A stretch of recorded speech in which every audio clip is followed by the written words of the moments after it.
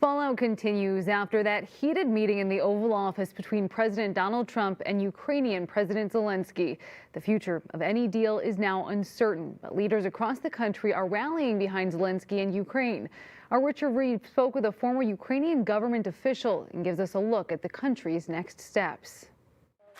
As the fighting in Ukraine rages on, it is time for Europe to act. Ukrainian President Zelensky in the UK Saturday. I want to thank you, people of the United Kingdom, such big support from the very beginning of this war. A warm welcome in London as Zelensky is turning to European allies for military and humanitarian assistance. So this is the moment when the real decision had to be made. We spoke with Dmitry Zolotukhin, a former Ukraine government official who says it's time for the country's European allies to step up. Ukraine is definitely part of Europe and part of European space. Both the U.S. and the European Union have spent billions to support Ukraine since the Russian invasion in 2022. Not in a good position. You don't have the cards right now.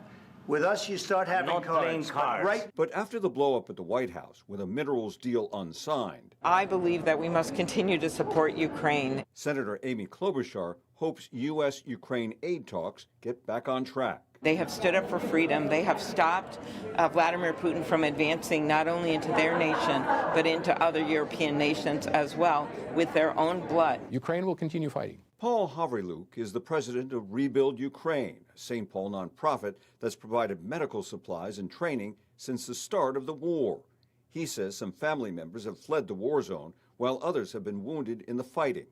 He believes both the U.S. and Europe need to keep supporting Ukraine. For me, this is a war about values, and it's really the war about the values of the democratic society and about peace not just in Europe, but around the world.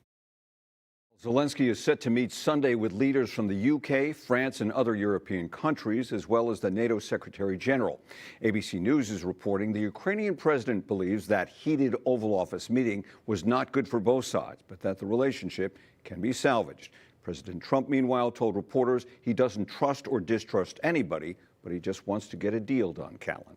We're still to come. Thank you, Rich.